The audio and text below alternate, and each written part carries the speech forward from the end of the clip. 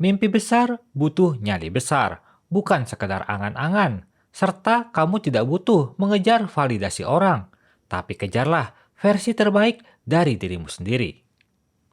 Termasuk dalam memilih apa yang kita inginkan.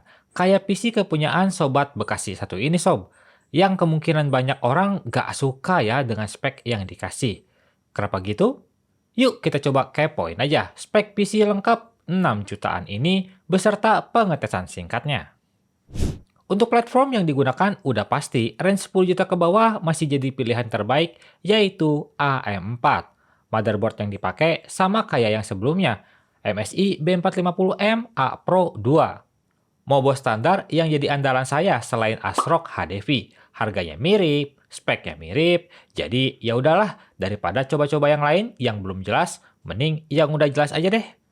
Nah, buat teman-teman yang masih belum paham, kalau kalian beli motherboard terbaru alias yang sekarang-sekarang ya, itu gak perlu yang namanya update BIOS, teman-teman. Jadi, plug and play aja, bisa pakai langsung prosesor last gen sekalipun, alias Ryzen 5000 series. Jadi, soal BIOS aman ya, nggak perlu khawatir. Termasuk si MSI ini sih. Buat harganya ada di sekitar 960 ribuan. Harga Mobo relatif masih sama ya dengan harga tahun-tahun lalu. Prosesor yang digunakan di sini sesuai request si pemilik PC. Sekali lagi saya bilang, ini request alias permintaan si pemilik PC. Pengen pakai Ryzen 3 3100. Soalnya semua rakitan PC di channel Tomatech itu speknya fleksibel ya. Mau kamu yang request atau saya yang racikan, itu bebas. Untuk prosesor ini sendiri, saya pernah beberapa kali juga merekomendasikannya ya, selain daripada si Ryzen 5 2600, karena harga mereka itu sama. Misal cari performa single core yang kenceng, ya ambil 3100 ini. Tapi misal cari performa multicore, si 2600 bisa lebih baik karena punya 6 core 12 thread. Salah satu kelebihan si 3100 juga dia udah support PCIe Gen 4 ya teman-teman. Walaupun spek yang dipakai di rakitan ini nggak Gen 4 sih. Buat harganya sendiri masih relatif stabil ya untuk secondnya, yaitu di sekitar 700.000 kembalian sedikit.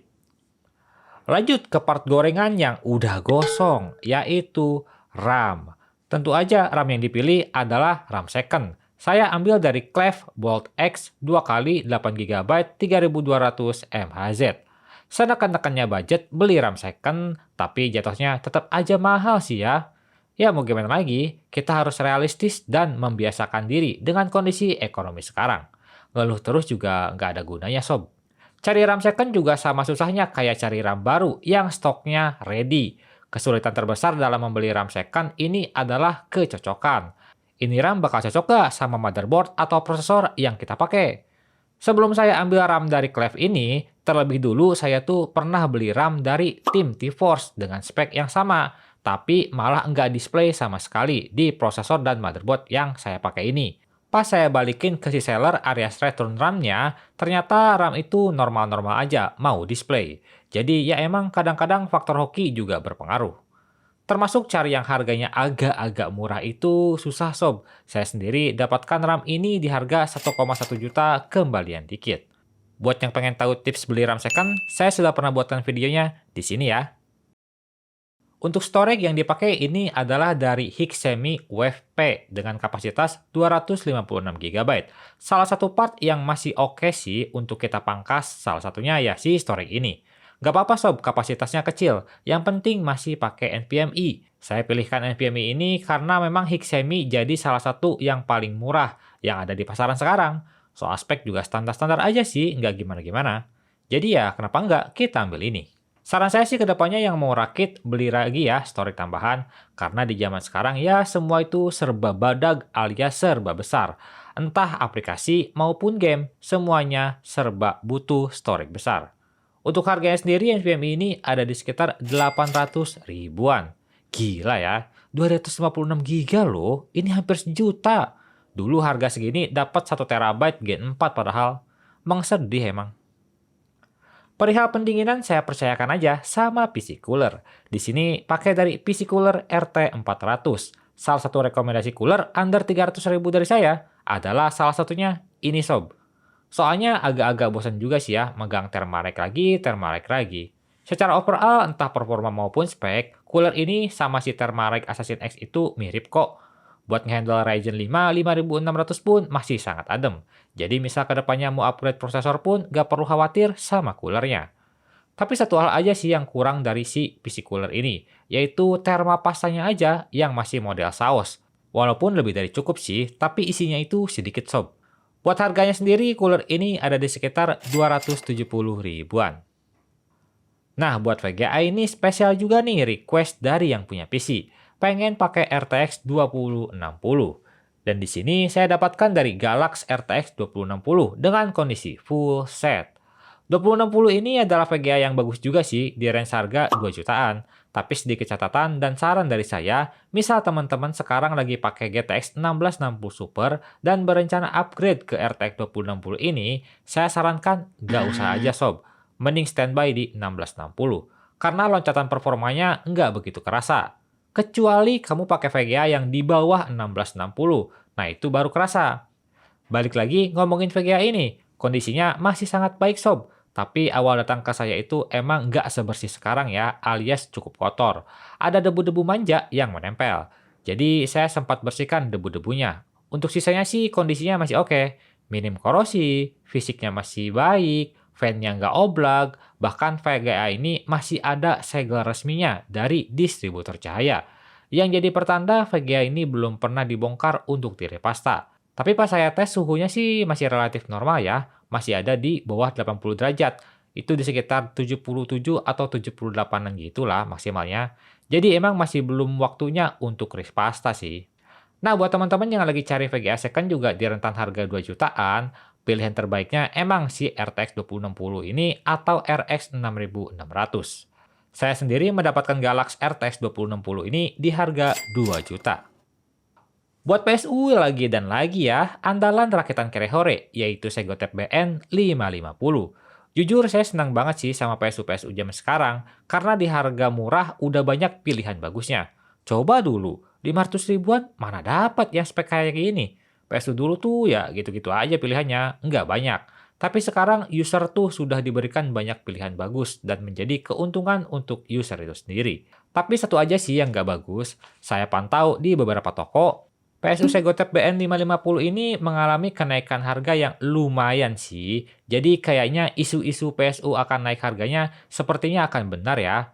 Jadi buat teman-teman yang lagi cari PSU, cepet-cepet deh beli PSU-nya sekarang juga. Saya dapatkan Segotep BN ini di harga 530.000. Per video ini dibuat ya, jadi masih ada di harga segitu. Tapi kalau udah beberapa bulan ke depan, saya nggak tahu lagi ya harganya jadi berapa. Buat casing saya pilihkan random aja sih sebenarnya, yang penting murah dan dapat fan. Akhirnya pilih dari FSP S140 yang sudah free 3 buah fan ARGB. Yang anehnya adalah ini casing dari FSP, tapi fan yang dikasih itu dari Olympus Gamma Beta F12. Rada-rada sih emang. Oh iya, saya tambahkan juga ARGB dongle SATA dari Tecware ya, buat nanti ngatur ARGB fan-nya, karena si Mobonya ini belum support ARGB. Balik lagi ke casingnya sendiri. Casing model akuarium murah kayak gini sih sebenarnya saya nggak bisa banyak bahas ya. Karena emang casing akuarium budget gini rata-rata akan ngasih spek yang sama, build quality yang sama. Jadi ya brand manapun kayaknya bakalan mirip-mirip aja sih. Ngebahas soal dukungan, casing ini bisa masuk Mobo MATX, tapi kalau 4 slot RAM bakal bablas ke fan samping. Tinggi CPU cooler maksimal 155 mm, VGA panjang maksimal di 325 mm. Fan casing di samping bisa 2, atas 2, bawah 2, belakang 1. I/O radiator bisa 240 mm di atas maupun di bawah. Buat harganya sendiri, casing ini ada di sekitar 360.000, free 3 buah fan. Dan untuk harga, si dongle SATA ARGB dari Tecware itu harganya di 37 ribuan aja sob. Baiklah, setelah semua komponen sudah dikepoin, saatnya kita hitung-hitungan. Berapa sih total budget yang diperluin buat PC ini? Ternyata, keseluruhan budget yang dikeluarkan adalah sekitar 6,7 jutaan. Tapi dengan catatan, itu harga per video ini dibuat ya. Karena kalian tahu sendiri, tiap hari, tiap minggu, harga komponen itu terus-terusan berubah.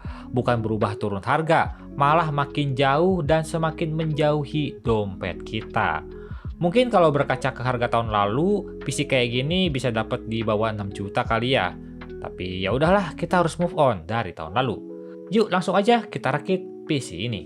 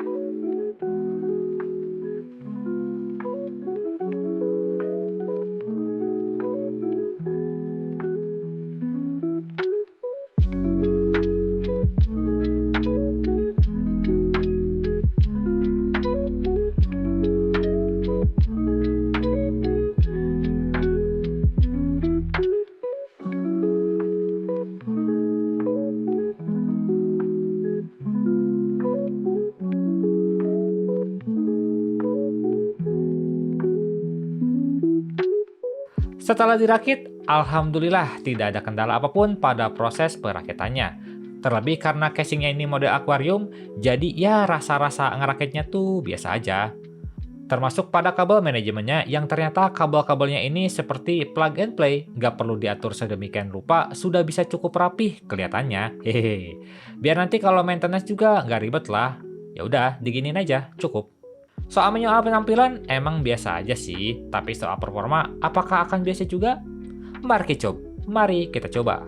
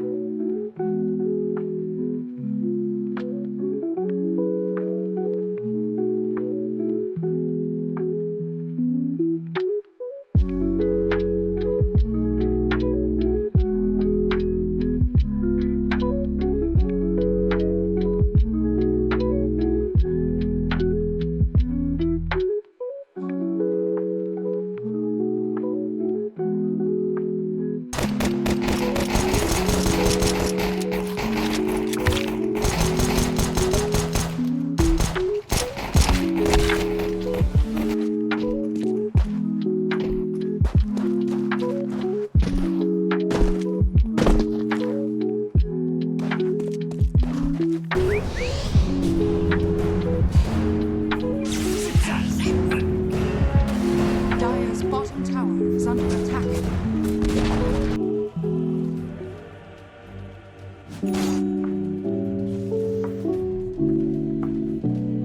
Haste!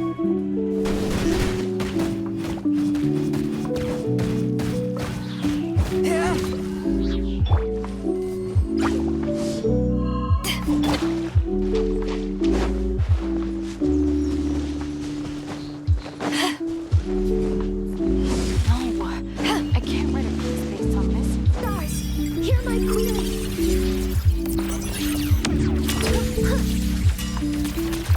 Focusing aim. Attack formation started. Guess who?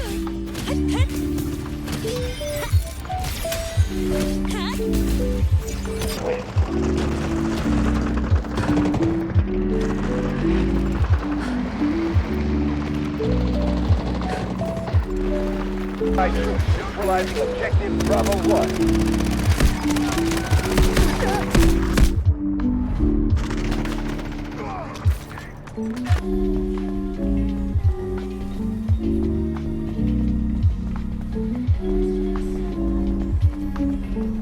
Falling debris. Be careful. All right. Area is clear.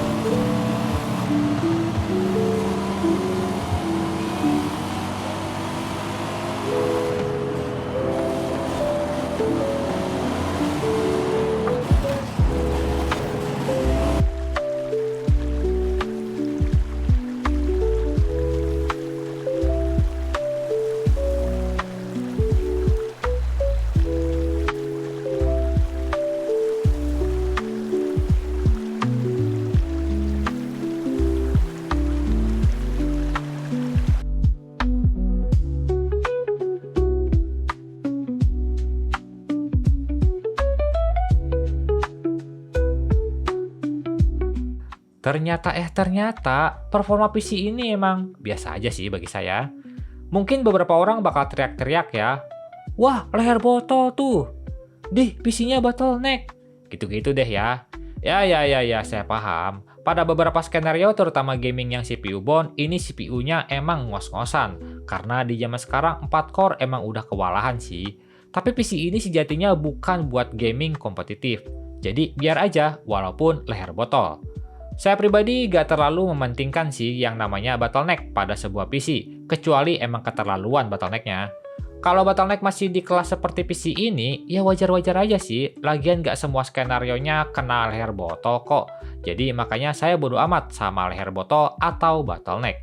Yang penting PC-nya lancar, gak ada masalah. Udah deh tinggal pakai dan gak usah mentingin para kaum leher botol. Hehehe. Like video ini kalau kalian suka, nggak usah di-like juga gak apa-apa, tapi minimal tinggalkan jejak kalian di kolom komentar soal PC 6 jutaan ini.